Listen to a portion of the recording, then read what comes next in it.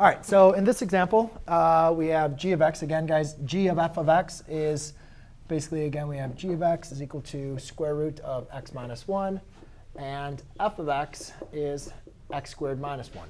Now, it's very important for us to understand, again, we have these two restrictions. We talked about this domain is 1 to infinity, and this one is all real numbers. However, so when we're adding, subtracting, and multiplying, just to review, that was a combination of their two domains. Or looking for the intersection of the two domains. However, when we apply division here, you're basically just taking g of x over f of x. So g of f of x. You're just going to take the g of x function, x minus 1, over the f of x function. But it's important because f of x was all real numbers. But now it's in the domain. Now it's in the denominator. It's creating an extra restriction, right? Because we know when something's in the denominator, it can't equal 0. So now when we look at this, we already know this domain from g of x. So from the g of x function, we already know that the domain has to be greater than 1. And then we look at the domain here. So we look at the domain of the individual function.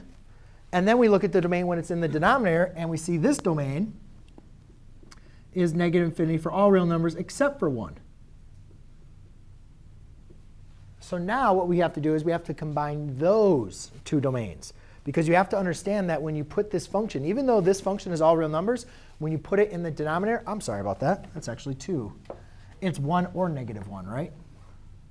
So the domain here is negative infinity to negative 1, union negative 1 to 1, union 1 to infinity.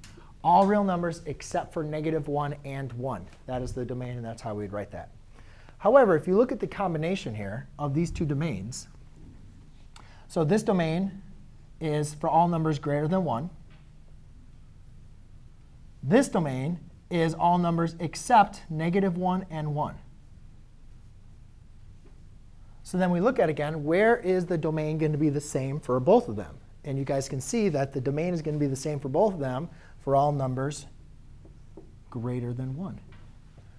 OK? So again, you guys have to understand, you're not just combining addition, subtraction, and multiplication. You just combine them, and that's fine. However, once you get